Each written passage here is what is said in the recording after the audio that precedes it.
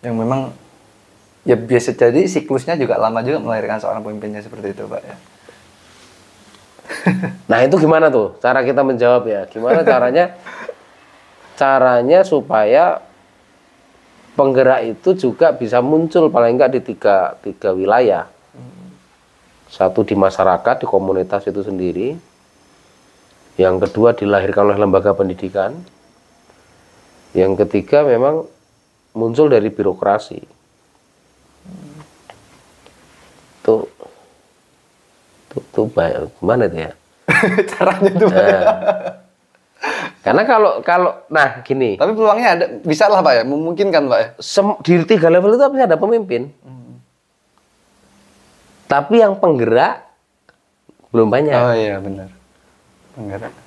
Di 3 titik itu bisa ada pemimpin, mau ada RT, ada RW, ada Pak Lurah, ada tokoh masyarakat. Itu sebenarnya agen-agen pemimpin, agen-agen leadership ya. Perguruan tinggi apalagi ada organisasi yang memang dia dicetak untuk menjadi kawah candra di muka, melahirkan para pemimpin. Kalau perguruan tinggi jelas itu. Ada senat, ada BEM istilahnya kan. Ya kan, ada senat mahasiswa gitu. Jadi tidak mungkin pemimpin tuh, tidak mungkin sejelek-jeleknya kampus itu kok nggak melahirkan pemimpin, tuh pasti ada pemimpin. Tapi penggerak nanti dulu. Ini pemimpin dulu. Pemimpin dulu Pak ya. Pemimpin dulu. Kalau pemimpin itu kan siap ya, menjabat apapun siap dia, pemimpin. Rela Meskipun pejabat belum tentu pemimpin. Oh iya. Ya kan? Tapi ini pemimpin lah, bahasa kita pemimpin. Pemimpin itu ya omongannya diikuti, tindakannya diikuti, dan dia selalu melayani orang lain. Itu pemimpin. Kalau pejabat ya jabat aja dia, malah minta dilayani. Pejabat belum tentu punya pengikut mungkin. Pejabat bisa jadi sudah bukan pemimpin, sudah bukan penggerak. Waduh, parah berarti. Iya kan? Ya, itu. Kalau di birokrasi kan emang itu adalah apa ya, lembaga kepemimpinan, lembaga leadership, lembaga pemerintah yang seharusnya digunakan untuk menjadi apa ya, agen-agen perubahan ya.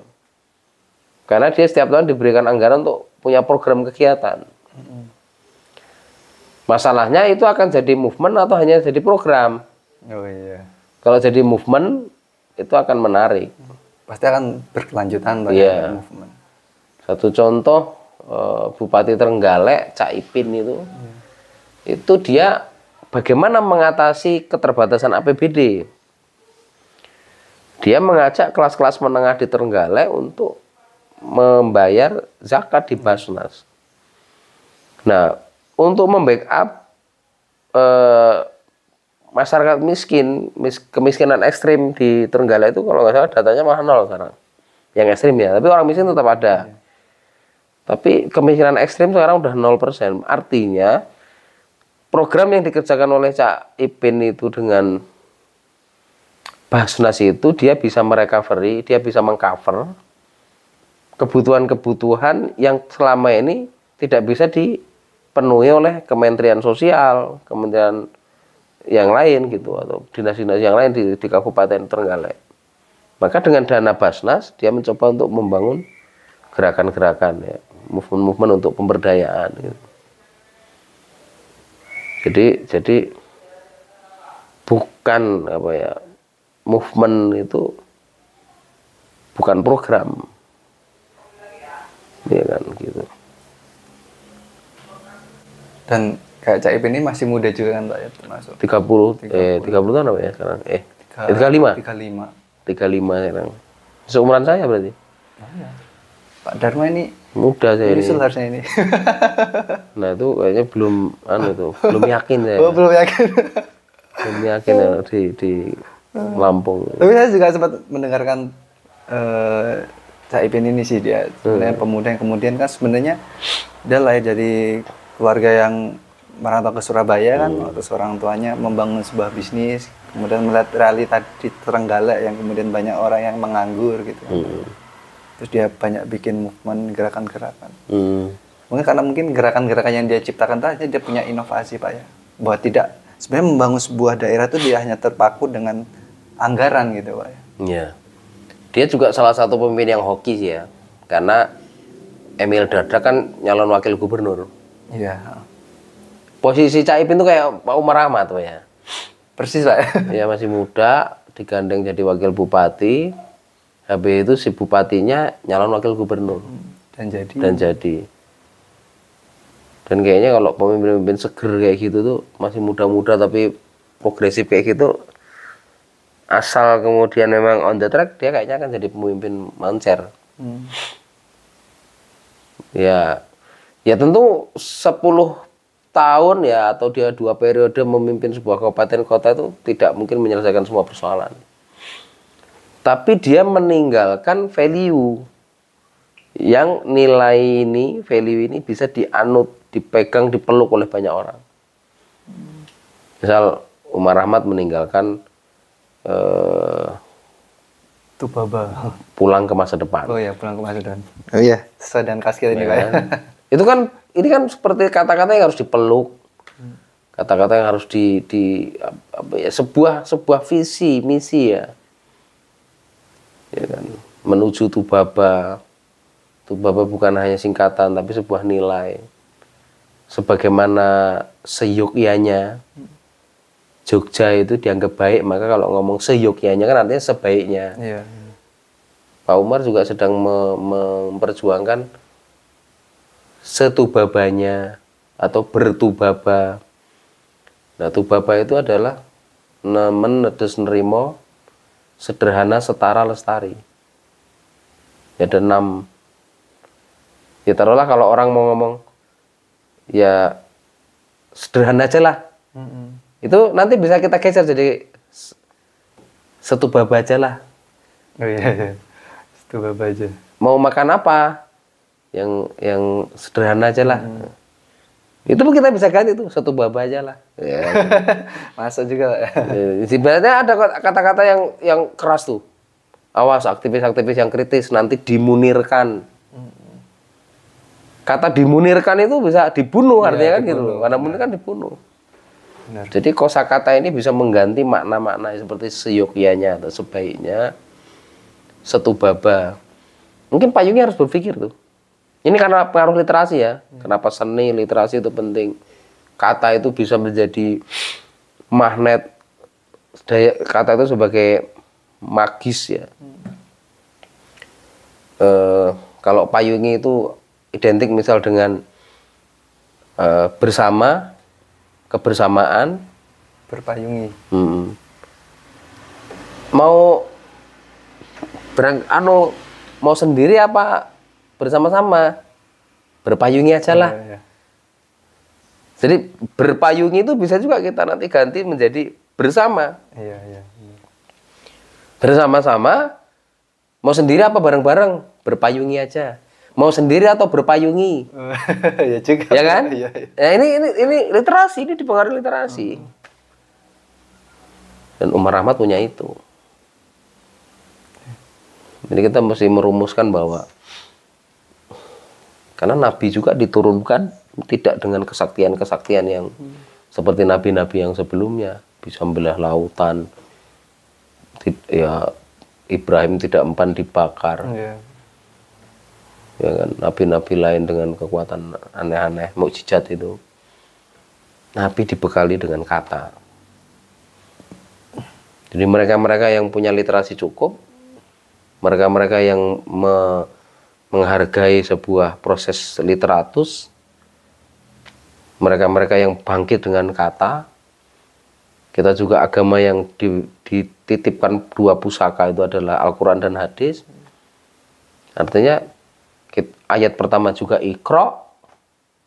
Iya, baca. Jadi para penggerak-penggerak ini kalau literasinya itu minim, inovasinya minim.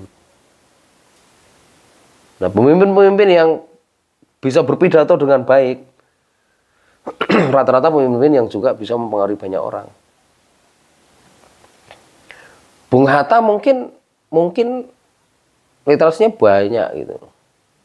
Tulisannya mengagumkan gitu. Itu pun masih kalah sama pidatonya Soekarno.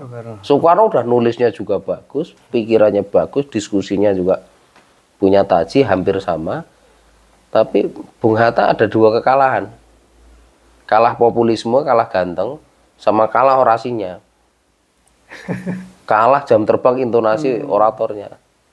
Padahal Bung Hatta adalah jebolan dari Belanda. Langsung dari Belanda. Soekarno juga jebolan sekolah Belanda, tapi kan yang ada di Indonesia, di ITB waktu itu. Tapi apakah kedua-duanya itu punya kedua-duanya itu dua-duanya memiliki literasi yang sangat memadai, memiliki banyak, bisa berbahasa dengan banyak, rata-rata polyglot kan, bisa 2, 3, 4 bahasa. Iya benar. Tapi kalau saya rasakan kedalaman berpikirnya lebih dalam Bung Hatta, meskipun Bung Hatta tidak seorator Soekarno ya, yang bisa menghipnotis kedemikian ribuan orang kalau lagi pidato. Artinya penggerak harus bisa ngomong. Harus Pak ya? Wah iya toh. Gimana mau ngajak orang? Karena dia akan jadi pemimpin. Walaupun sebenarnya dia juga nggak harus jadi pemimpin Pak ya? Nggak harus. Nah sebenarnya, tadi kan juga Pak Dharma sebenarnya bilang bahwa sebenarnya penggerak ini kalau kehilangan literasi juga akan mengalami degradasi gitu Pak ya. Nah sebenarnya ada banyak nggak sih Pak sebenarnya contoh-contoh penggerak yang kemudian mengalami degradasi, kemudian dia bisa tumbuh lagi, bisa bangkit lagi, atau memang? Nggak ada saya. Kalau itu kan mungkin pengalaman person ya. Tapi kalau komunitas yang kemudian memang dia dibangun, tapi dia tidak punya komitmen untuk bertemu dan belajar, hangat-hangat ayam. Biasanya dia follower, bukan trend center. Oh, kampung itu buat kayak gitu, bikinlah dia kayak gitu. Kan berangkatnya aja nggak sama. Kita berangkatnya dari 5-10 tahun yang lalu tuh udah berdiskusi tentang hal-hal yang membuat kita kritis, kenapa begini, kenapa kita tidak membuat ruang ekonomi sendiri, kenapa di tengah tetangga ini kita tidak ada sapa, kenapa kita tidak membuat ruang ekonomi di lingkungan sekitar kita tinggal, kenapa kalau belanja kita ke Alfamart, Indomaret dengan begitu luar biasa senangnya, tapi kalau pas bulan akhir kita belanjanya di tetangga kita ngutang. Kalau habis gajian cash ke warung yang nggak jelas, keuntungannya lari kemana. Tapi kalau pas gajian, pas kita nggak punya gaji di akhir bulan, kita beli ke warung tangga tapi ngutang. Jadi mental apa ini? Nah itu kan keresahan itu. Oh, bener. Dulu waktu saya sebelum Payung kan ada keresahan seperti itu. Kemudian kenapa tidak ada saling sapa? Kenapa kita tidak punya ruang belajar? Kenapa kita minim interaksi? Kenapa masyarakat ini acuh tak acuh? Kenapa ada tetangga yang ngutang di sama rentenir kita kok diem aja? Kenapa emak-emak ini tidak ada yang mengkonsolidasikan? Kenapa tidak ada ruang spiritual dan ekonomi yang bisa menyatu? Kenapa ada emak-emak janda tapi juga tidak ada sebuah perjuangan untuk menciptakan pekerjaan bagi mereka-mereka? Jadi itu dimulai dari diskusi panjang gitu, dari endapan buku-buku yang udah kita baca gitu. Jadi semangatnya adalah semangat di mana kita setelah berliterasi ada keresahan kolektif gitu. Kemudian keresahan ini kita sampaikan ke orang-orang di sekitar kita juga.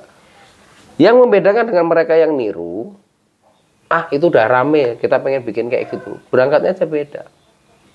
Dan biasanya mereka studinya ya belajar ke sini nanya, tapi mereka juga nggak punya komitmen untuk membuat ruang untuk komitmen, karena nyawanya kan di situ. Pak ya. Nyawa dipayungi kan di pesantren wirausahanya itu. Pertemuan rutin Pak ya. Ini kalau pesantren itu mungkin mati, nggak berjalan lagi, mungkin ya mati payungi. Karena itu berhentinya mereka belajar juga. Oh iya. Jadi ini adalah cara kita untuk menjadi inovator sosial. Jadi Kita harus mencari jalan keluar, inovasi sosial apa yang kalau kita mungkin petakan, masyarakat ini sudah tidak beraturan. Kita coba arsitektur sosial.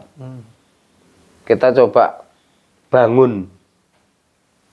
Oh, level tangga saya masih segini. Oh, segini. Jadi bagaimana kita membangun tim. Oh, orang ini punya kemampuan ini. Jadi kita kayak punya arsitektur sosial. Ibarat kita membangun, oh pondasinya yang ini. Oh, ini bisa jadi tiang orang ini. Oh, orang ini bisa jadi pintu. Oh, orang ini bisa jadi jendela. Oh, orang ini bisa jadi genteng. Artinya keputusan yang diambil itu juga presisi, Pak, ya? Ya itu karena kita sering berinteraksi, jadi kita tahu karakter orang-orang itu. Atau kita juga mengukur diri kita. Kalau kita masih males, kita masih senengnya masih ngomongin orang, ya level penggerak kita tuh belum pemimpin, kita masih penggerak-penggerak sporadis gitu.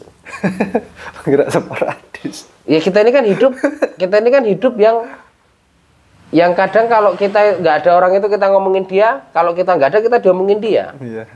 Level-level komunitas masyarakat kita kan rata-rata begitu, belum masyarakat yang benar-benar mendayagunakan gagasannya untuk memecahkan persoalan di lingkungannya. Kita tuh masih hidup dengan komunitas rasan-rasan, belum komunitas ide. Iya benar. Nah, sebagai penggerak kita harus mengubah masyarakat ini sebagai masyarakat ide. Dan kita percaya bahwa itu dengan cara pendidikan. Nah, pendidikan yang bagaimana? Karena karakter, keramahan itu dibentuk, maka harus ada habitus, harus ada pembiasaan, harus ada pembangunan karakter, harus ada tradisi-tradisi baru yang memang itu positif untuk membuat terpenuhinya material, mental, dan spiritual. Orang-orang kaya yang materialnya cukup kan belum tentu mental dan spiritualnya baik. Ada orang-orang yang spiritualnya bagus, materialnya kurang, mentalnya bagus, spiritualnya kurang, ada. Malah bagus kayak gitu. Diajak gerak mau. Iya benar ya. Iya. Nanti lama-lama tumbuh kok dia. Saya lihat dari Cipayungan banyak anak-anak muda yang kayak Edi lah, hentengan kayak Edi Susilo itu. Dari awal di sini masih belum kuliah sampai akhirnya kuliah, dapat beasiswa, sekarang lulus S1. Ini udah mau nikah. Dia jualan cilor ya. Telur congkel. Pergelaran dia bisa dapat bersih 500. Dia dagang juga di luar, udah punya anak buah juga, buka tiap malam.